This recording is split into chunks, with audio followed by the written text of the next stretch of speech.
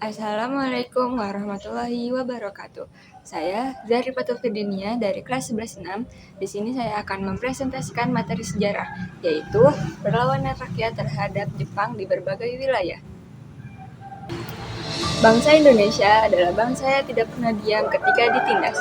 Hal itu juga terlihat pada masa pendudukan Jepang tahun 1942 sampai 1945. Meskipun Jepang awalnya datang dengan janji sebagai saudara tua, kenyataannya rakyat Indonesia justru mengalami kerja paksa Romusa, perampasan hasil panen, kekerasan, serta tekanan dalam kehidupan beragama.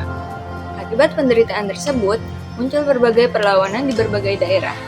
Berikut ini akan saya jelaskan secara kronologis perlawanan rakyat terhadap Jepang di beberapa wilayah Indonesia. Perlawanan rakyat Indonesia di wilayah Aceh. Perlawanan pertama terjadi di Aceh pada tahun 1942. Perlawanan ini dipimpin oleh Tengku Abdul Jalil atau yang dikenal sebagai Tengku Cotilang. Penyebab utama perlawanan ini adalah sikap tentara Jepang yang sangat kasar terhadap rakyat dan ulama. Jepang juga mengganggu kegiatan keagamaan, padahal masyarakat Jepang sangat kuat memegang ajaran Islam. Hal ini menimbulkan kemarahan besar. Rakyat kemudian melakukan serangan terhadap markas Jepang dengan senjata sederhana. Meskipun akhirnya berhasil dipadamkan dan pemimpinnya gugur, perlawanan ini menunjukkan keberanian rakyat Aceh dalam mempertahankan agama dan harga diri mereka. Perlawanan rakyat di daerah Singaparna. Perlawanan di Singaparna, Tasikmalaya, terjadi pada tahun 1944 dan dipimpin oleh Kiai Haji Zainal Mustafa.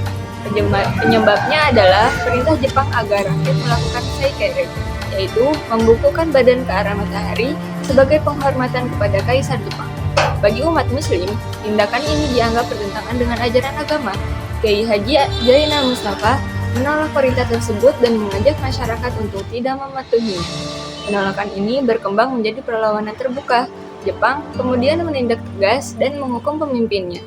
Walaupun gagal, perlawanan ini menjadi bukti keteguhan rakyat dalam mempertahankan keyakinannya. Selain karena persoalan agama, perlawanan juga terkait akibat kekerasan dan pembunuhan yang dilakukan Jepang, seperti yang terjadi di Kalimantan. Perlawanan rakyat di Kalimantan. Di Kalimantan Barat, sekitar tahun 1944, Jepang melakukan penangkapan dan pembunuhan terhadap banyak tokoh masyarakat. Rakyat juga dipaksa melakukan kerja paksa dan mengalami berbagai penindasan. Melihat kondisi tersebut, masyarakat bersama suku Dayak melakukan perlawanan dengan menyerang pos-pos Jepang dan melindungi rakyat pedalaman. Walaupun Jepang memiliki persenjataan yang lebih lengkap, rakyat tetap berani melawan. Perlawanan ini memang dapat dipadamkan, tetapi menunjukkan bahwa rakyat Kalimantan tidak tinggal diam menghadapi ketidakadilan. Penindasan yang sama juga dirasakan oleh rakyat di wilayah Indonesia bagian timur, yaitu Papua. Perlawanan rakyat di daerah Papua. Perlawanan rakyat Papua terjadi sekitar tahun 1943 hingga 1944. Selama pendudukan Jepang, rakyat dipaksa bekerja membangun fasilitas militer dan mengalami kekurangan bahan makanan. Sebagai bentuk perlawanan, sebagian rakyat membantu sekutu dengan memberikan informasi dan dukungan logistik. Ada juga yang melakukan perlawanan secara gerilya di daerah terpencil. Perlawanan ini membuat posisi Jepang di Papua semakin melemah, terutama saat sekutu mulai menyerang wilayah Indonesia bagian timur. Selain di wilayah timur, penderitaan akibat kebijakan Jepang juga dirasakan oleh para petani di Pulau Jawa, khususnya di Indramayu. Perlawanan rakyat di daerah Indramayu. Perlawanan di Indramayu terjadi pada tahun 1944. Jepang mewajibkan petani menyerahkan sebagian besar hasil panen padi kepada pemerintahan militer Jepang. Akibatnya, rakyat mengalami kelaparan dan kesulitan hidup. Selain itu, banyak warga juga dipaksa menjadi romusa. Karena penderitaan tersebut, para petani melakukan penolakan dan perlawanan terhadap aparat Jepang.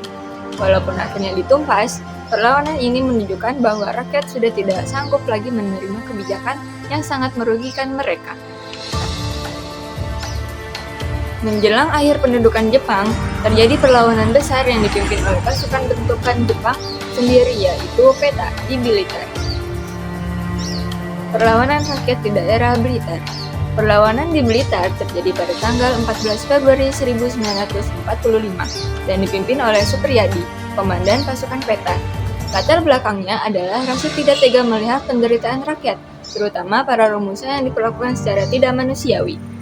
Supriyadi dan pasukannya merencanakan pemberontakan dengan menyerang markas Jepang.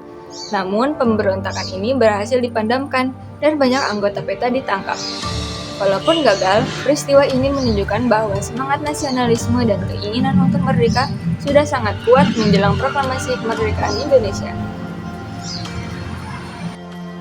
Dari berbagai perlawanan di Aceh, Singapura, Kalimantan, Papua, hingga Timur dapat kita simpulkan bahwa rakyat Indonesia tidak pernah benar-benar tunduk kepada penjajahan.